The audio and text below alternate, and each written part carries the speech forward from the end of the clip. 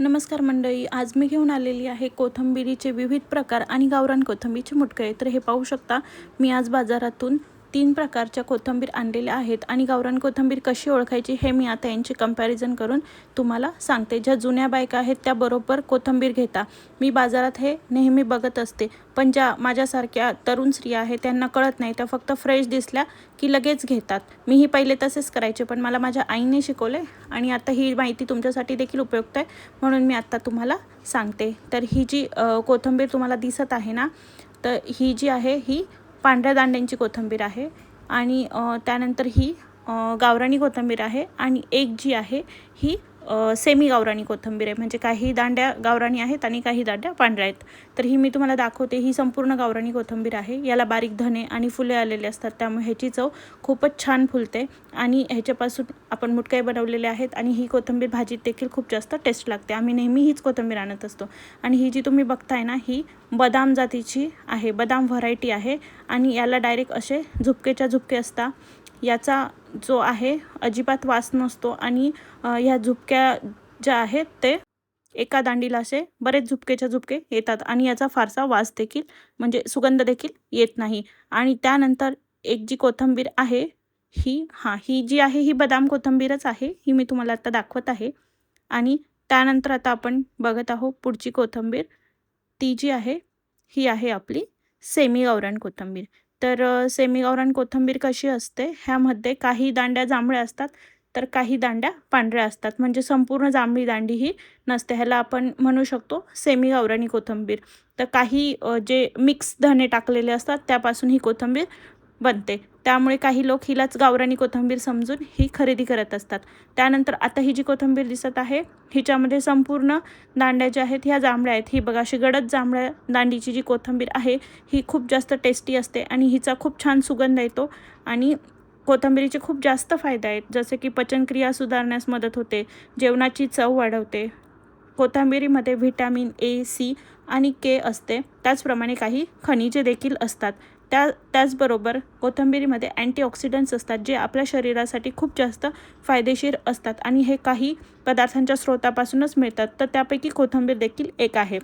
कोथिंबीरीतील पाणी आणि फायबर हे दोन्ही गोष्टी ज्या आहेत या आहाराला खूप पूरक ठरतात. संतुलित आहाराचा एक भाग म्हणून आपण नेहमीच कोथिंबीरीचा आपल्या जेवणामध्ये उपयोग केला पाहिजे. तर चला, आपण या कोथिंबीरीपासून छान आणि चवदार असे मुटकुळे बनवणार आहोत. तर सर्वप्रथम जी कोथिंबीर आहे ही स्वच्छ निवडून धुवून आणि त्यानंतर चिरून घेतलेली आहे आणि यामध्ये अत्यंत कमी साहित्य लागते, पण हे जे मुटकं आहे हे खूप जास्त टेस्टी लागतात. मस्त थंडगार पावसामध्ये गरम गरम मुटकं खाण्याची मजा काही वेगळीच असते. तर त्यासाठी आपण आता इथे घेतले आहे जिरे, लसूण, हिरवी मिरची घेतली आहे. कमी तिखट हिरवी मिरची घेतली आहे, कारण आम्ही तिखट हे जे आहे हे कमीच प्रमाणात खात असतो.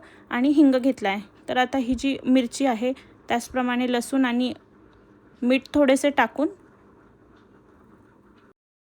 हिरवी मिरचीचे बारीक तुकडे करून घेतले, कारण जी मिक्सरमध्ये आहे ना ही पटकन वाटली जाते, म्हणून आपण काय करायचे, जे मिरची आहे त्याचे बारीक तुकडे करून घ्यायचे आणि हे सर्व जे वाटण आहे ते एकत्र मिक्सरमधून आपण काढून घेतले. आणि हे वाटण जे आहे हे कच्चेच राहते, त्यामुळे आपण काय करायचे, यामध्ये जेव्हा आपण पीठ मळू ना कोथिंबीरीसाठी तेव्हा गरम तेलाचे मोहन घालायचे. यामुळे काय होते की मुटके छान असे खरपूस बनतात आणि मुटक्यांना छान अधिकच चव येते.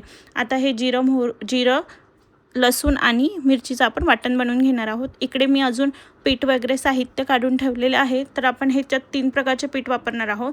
तर हे आहे आपले बाजरीचे पीठ, त्यानंतर घेतलेले आहे ज्वारीचे पीठ आणि यामध्ये आपल्याला थोडेसे कमी प्रमाणात वापरायचे आहे, ते म्हणजे हरभरा डाळीचे पीठ, ज्याला आपण बेसन असे देखील म्हणतो. हे हरभरा डाळीचे पीठ देखील घेतले आहे, कमी प्रमाणात घेतले आहे.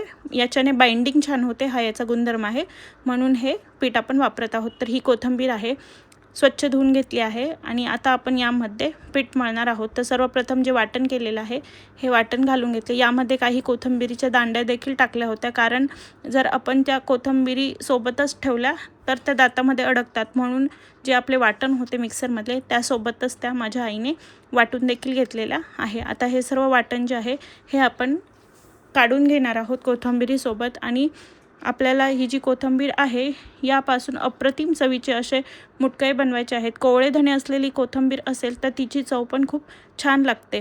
त्याचप्रमाणे जे आपल्याला व्हिटॅमिन्स आहेत, व्हिटॅमिन ए जे आहे हे खूप जास्त जरुरी आहे डोळ्यांसाठी. त्याचप्रमाणे व्हिटॅमिन सी आहे, हे आपल्याला एनर्जी द्यायचे काम करते, तर हे व्हिटॅमिनसुद्धा खूप महत्त्वाचे आहे. आता आपण याच्यामध्ये ज्वारीचे पीठ टाकत आहोत आणि जसे जसे पीठ लागेल तसे तसे टाकायचे आहे.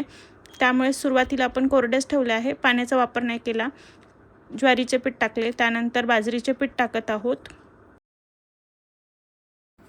त्यानंतर आता याच्यामध्ये आपण ज्वारीचे पीठ टाकणार आहोत आणि सर्वात शेवटी आपण थोडेसे बाइंडिंगसाठी जे आहे हे हरभरा डाळीचे पीठ टाकले आहे. त्यानंतर आता हे सर्व हळूहळू व्यवस्थित जे आहे हे पीठ मिक्स करून घ्यायचे. अजूनही याच्यामध्ये पाणी टाकले नाही. कोथिंबीरीचा जो ओलावा आहे त्यामध्येच हे सर्व आपण पीठ मळत आहोत. त्याचप्रमाणे ह्याच्यामध्ये गरम असे कडक तेलाचे मोहन देखील घालायचे आहे. यामुळे जे आहे मुटकळे आपले खरपूस होता आणि आपली जी फोडणी कच्चीच टाकली आहे तर त्यासाठी देखील हे उपयुक्त ठरते.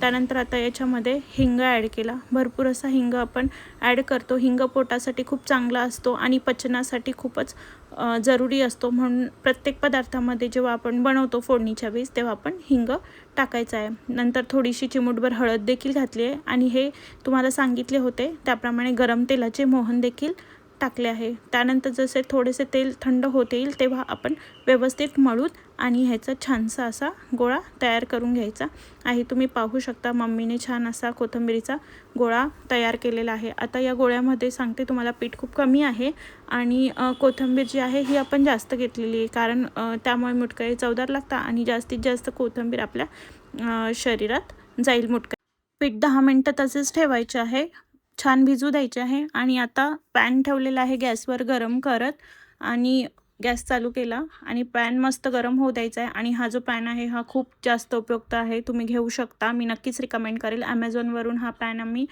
खरेदी केला होता, आता रिसेंट खरेदी केला आहे. मी व्हिडिओमध्ये दाखवायचे राहिले कारण आम्ही लगेचच तो वापरायला काढला, पण लिंक अवेलेबल असेल तर मी तुम्हाला नक्की शेअर करेल.